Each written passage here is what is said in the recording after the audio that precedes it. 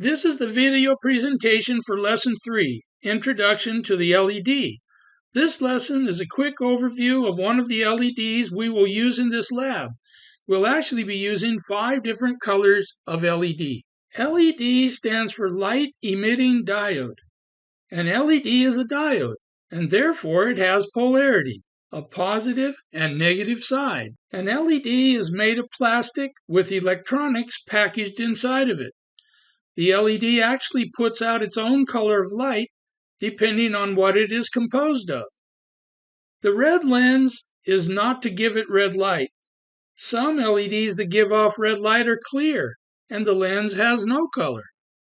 The LED we show in this lesson has a red lens or red plastic tip and also puts out red light.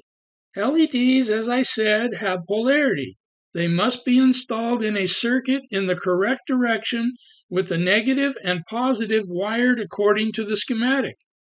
If you connect them wrong, it will not ruin them, but they will not light up. In the center column of lesson page 3A, we show the physical properties of an LED. A single LED has 2 leads, one shorter than the other. The shorter lead is the cathode or negative lead. LEDs are manufactured also with a bevel, commonly called the flat side, at the base of the lens to indicate the cathode side. Why? Because when an LED is soldered into a circuit, you may not be able to determine which lead is the short lead. So the bevel or flat side is important for this reason.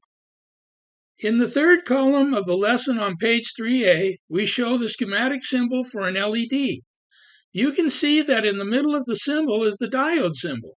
Yes, an LED is a diode, but it also puts out light. So that's why you see 2 arrows in the schematic symbol pointing away from the center. These arrows indicate that this diode is emitting light. Now, I would like you to make 3 copies of the schematic symbol for the LED onto your lesson page 3B. This is to give you practice and help you memorize the symbol for an LED.